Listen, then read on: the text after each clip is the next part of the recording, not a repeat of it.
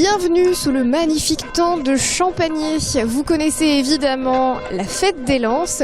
Nous avons rendez-vous dans un instant avec Robert Potoni et juste derrière nous, eh bien c'est l'église et la fin de la messe. On va l'attendre, ça se termine dans un instant.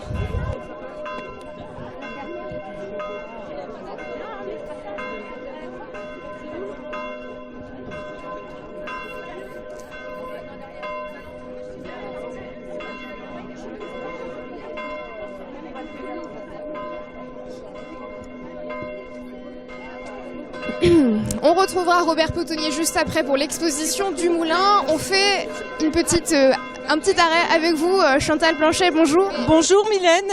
On vous connaît bien sur LMTV, vous êtes entre autres la présidente d'animation Tourisme Champagné. Oui, tout à fait. Et indirectement, je suis très fidèle à cette tradition de la fête des Lances, puisque je suis native de Champagné. Et dans la famille, mon père, mes frères ont aussi été lanciers et Judas. C'est ancré dans le patrimoine familial de tous les Champagnéens et Champagnéennes. Alors là, on est sur le parvis de l'église, les lanciers viennent de sortir de la messe. Et ils se dirigent vers le vin d'honneur, c'est ça? Oui, alors là, je crois qu'ils vont se diriger vers la salle, ou alors ils vont partager la brioche avec les religieux, le maire de la commune et les personnalités. Voilà. C'est la tradition. C'est la tradition. On a pu apercevoir également les nouvelles misses de la commune. Alors oui, ce sont les 3 nouvelles misses. Elles ont été couronnées hier soir lors du bal des rameaux, quoi. Oui. En fait, c'était traditionnel bal de Champagné avant la Lance, qui est reporté avec cette fête religieuse. Et donc, oui. C'est bien passé? Très bien passé, beaucoup de monde, une belle ambiance. Et voilà, j'aperçois Robert qui est arrivé. Super. Donc, je vais peut-être. Écoutez, merci beaucoup. On va filer avec Mylène. À bientôt Chantal, merci. Robert, bonjour. Vous allez bien? Bonjour, oui, ça va. Il y a beaucoup de monde, hein? On a eu du mal à se trouver. Hein. Puis le soleil, c'est magnifique. C'est une belle journée, vous avez bien raison. Je crois qu'il va falloir remonter en 1976 pour avoir une aussi belle journée. Ah, quand même? Oui. Et je pense que tantôt, ça va être plusieurs milliers de spectateurs qui vont venir. Je veux bien vous croire. Alors, vous parliez justement de remonter dans le temps. C'est un petit peu l'objet de votre exposition. Elle est juste là-bas. On va faire un tour. D'accord, ok, on y va. Eh ben, je vous suis. Merci. On se retrouve à l'intérieur de l'exposition et je crois que je ne vous l'ai pas dit, mais Robert, vous êtes en fait un ancien lancier. À quelle époque vous avez commencé à être lancier justement? Alors j'ai commencé en 1973 à être lancier. J'étais lancier de 1973 à 1983. D'accord, bonne carrière ouais, donc lancier. Ça fait 11 ans lancier, j'étais donc capitaine aussi. Donc. Et puis je me suis passionné par cette fête qui me tient à cœur. Et puis depuis, j'ai toujours fait des recherches pour collectionner l'Expo. J'ai créé un livre d'or sur cette fête. Et pour faire un livre d'or, il me fallait des photos de groupes de lanciers. Puis c'est comme ça que petit à petit, ma collection a grandi. Faire vivre encore cette histoire. Alors, lorsque l'on arrive dans la salle, on voit sur cette table différents éléments qui font partie un petit peu de cette fête et du patrimoine du lancier. Comment vous l'appelez, que je ne dise pas de bêtises? Alors, ça s'appelle un clairon. En fin de compte, ce clairon il sert pour la tournée du lundi. Donc les lanciers soufflent du clairon pour se faire entendre, pour dire aux maisons, lorsqu'on arrive, pour dire ça y est, les lanciers arrivent, préparez les œufs, ou préparez les sous, ou préparez même un petit coup à boire. Et c'est un petit peu pour annoncer notre arrivée. Et le panier, donc, pour récolter les œufs que les habitants donnent? Les œufs, oui. Puis le soir, les lanciers mangent les œufs en omelette.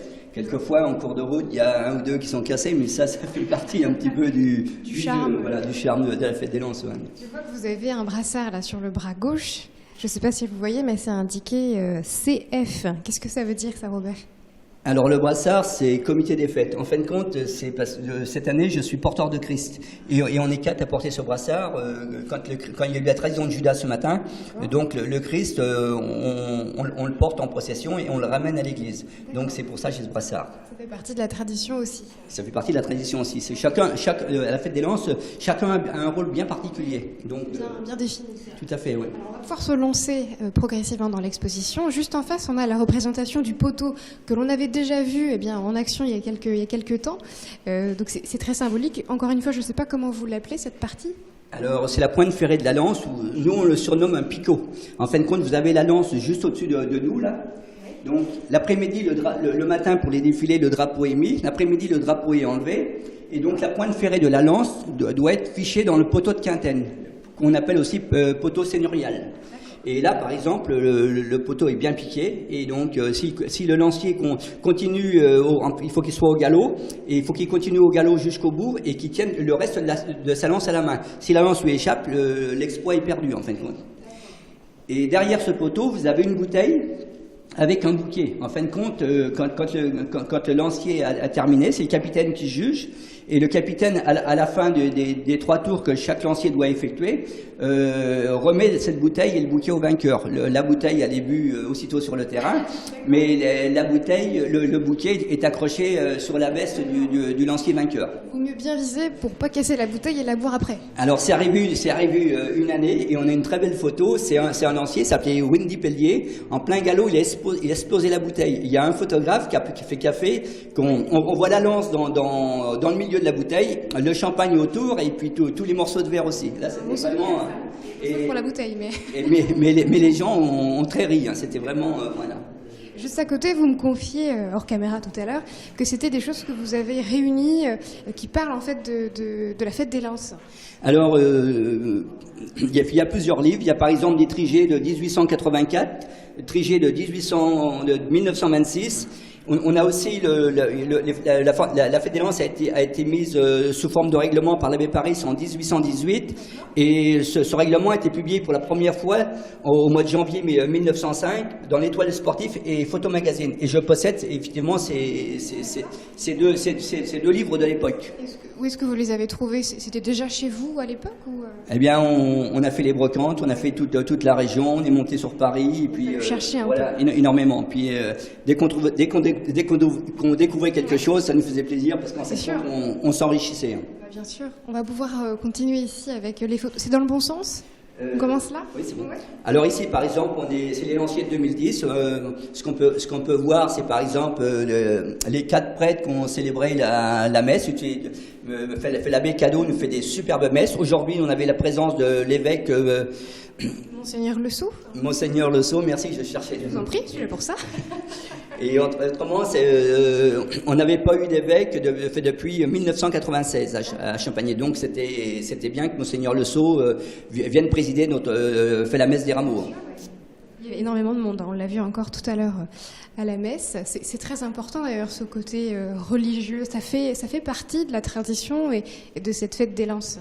Oui, tout à fait. Puis, alors là, sur certaines photos, on peut voir le baiser de Judas, on peut voir la quintaine, on peut voir les lanciers après la fête. Ils sont contents de se retrouver dans le public, parce que une fois la fête finie, tous les spectateurs viennent féliciter ces lanciers, parce que ces lanciers ont le mérite de faire perdurer la tradition encore pour de nombreuses années. Puis je pense que ça va continuer encore longtemps.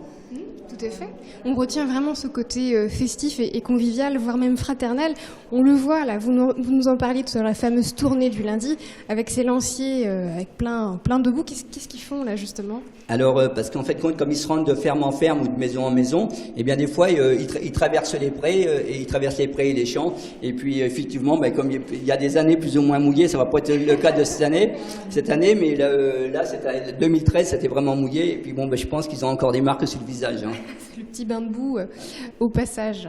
Donc l'étape de la journée, après la procession religieuse, c'est le vin d'honneur le midi, la fameuse brioche, et l'après-midi, c'est là que les lances se jettent, ça commence comme ça. Voilà, après, actuellement, là, les lanciers sont partis distribuer le pain béni à monsieur le curé qui a fait la messe, donc à l'abbé Cadeau. Il donne le pain béni au maire et à Madame Catherine Chevalier et à son adjoint, et après donc il y a le repas en commun, puis après donc il y a à partir de 15h, à partir de 14h ils se réunissent sur la place, et à partir de 15h c'est le bris des lances. C'est parti. Et là donc c'est le côté un peu le plus spectaculaire. Donc en plein galop, il faut mettre la pointe ferrée de la lance dans un poteau, et donc c'est pas toujours évident. Tu remarques que les lanciers sont tous des jeunes garçons en fait. Alors les lanciers sont des célibataires, puis c'est le capitaine qui forme l'équipe. Mais ça m'est arrivé, mon plus vieux lancier que j'ai retrouvé, il a été le 15 ans lancier, et il a terminé les lances à l'âge de 47 ans. Ah bah dis donc, il a pris sa retraite tard. Hein. La retraite tard, c'est qu'il s'est marié tard plutôt. Il y a ça aussi. Parce que comme ils sont célibataires, mais bon, c'est un peu plus rare. En général, autour de 27, 28 ans, 30 ans, c'est le maximum, bien souvent. C'est pas trop dur de trouver justement des nouveaux lanciers? Alors, il y a des années, c'est plus difficile. Bien souvent, c'est des lanciers qui amènent un copain, ou alors des gens qui ont fait les lances.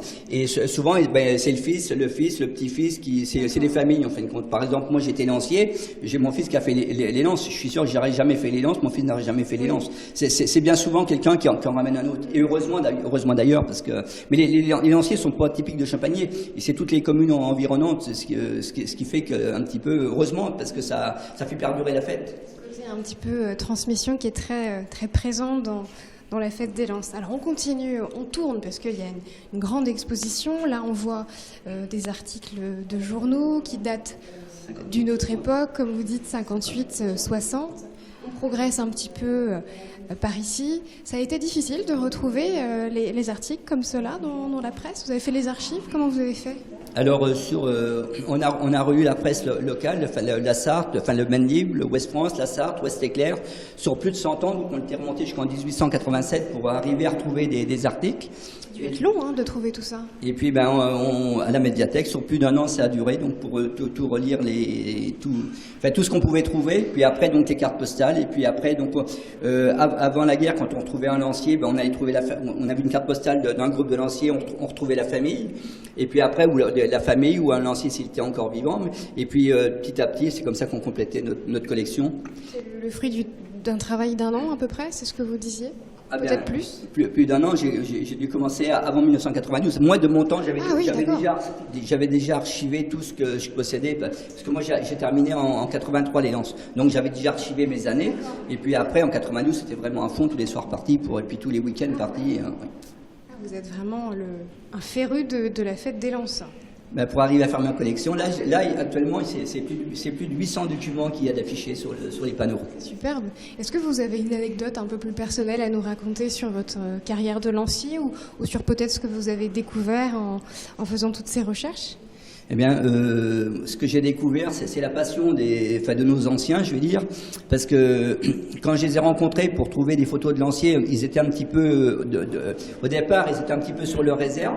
Quand je leur montrais déjà l'avancée de mes recherches, certains n'ont pas hésité à découper leur album parce que les photos, ils n'arrivaient pas pour que je les fasse reproduire, à les décoller. Ils ont découpé les albums pour que je puisse compléter ma collection. Et ça, c'était des moments forts. Et il y a des lanciers, quand j'arrivais, il parlait un petit peu. Et puis après, quand on rentrait dans le vif du sujet, j'ai vu des gens avant-guerre presque pleurer parce qu'ils se rappelaient leur jeune temps, en fin de compte. Est-ce que justement, vous avez des personnes qui ont pu reconnaître peut-être des personnes de leur famille ou qui ont pu se voir, même eux, sur les photos, les archives? Eh bien, c'est un petit peu le but de l'expo, c'est que ce qui fait plaisir, c'est quand les gens se découvrent ou découvrent un telle et telle personne. Malheureusement, il y a des personnes qui sont plus là. Et il y a des moments émouvants dans cette expo, et je pense que c'est ça qui est touchant aussi. Alors, on termine avec ce petit recueil que vous avez fait, Robert, avec je ne sais plus le nom de la personne. Avec Jérémy Lambron. C'est un ancien lancier, et l'ancien lancier est passionné de cette fête aussi, donc Jérémy Lambron, avec qui j'ai demandé de m'associer pour faire le livre. Et puis nous avons été aidés un petit peu au niveau des textes par monsieur Michel Janvier, qui était dans le domaine des écoles, donc c'était plus facile de... Voilà. C'est un bel ouvrage. Où est-ce qu'on peut le trouver si jamais les téléspectateurs sont intéressés pour l'acquérir? Alors, on le trouve actuellement donc ici à l'Expo, puis après on pourra le trouver au syndicat d'initiative à Champagné. Et c'est 3 €. Alors c'est 3 €. Alors c'est un petit livret de 28 pages et il y a 55 illustrations pour expliquer en fin de compte, en gros qu'est-ce qu'est la fête des lances, pour que tout le monde puisse bien comprendre, parce que c'est vrai, on voit ces lanciers, on voit la messe, mais on comprend pas tout. Donc en fin de compte, c'était un petit peu par des mots très simples pour expliquer ce qu'une lance, par exemple les galons du capitaine, pour que tous les détails sont marqués. Donc c'est pour que les gens puissent avoir un œil différent sur la fête. Très bien. Merci beaucoup Robert, en tout cas, de nous avoir accompagnés et nous avoir fait vivre eh bien, cette exposition avec vous. Bravo d'ailleurs pour votre travail et puis on se dit à bientôt. Alors à bientôt, mais d'abord je voulais vous remercier parce que nous, la Fête des Lances, ça nous tient à cœur, mais pour faire connaître la Fête des Lances, on a aussi besoin des médias. Alors un grand merci à LMTV d'être venu filmer notre exposition. Avec plaisir Robert, à bientôt. À bientôt, merci. Allez, c'est pas fini pour vous et moi, direction maintenant Ivry-l'Évêque, c'est la réouverture du parc d'attractions Papéa. C'est parti.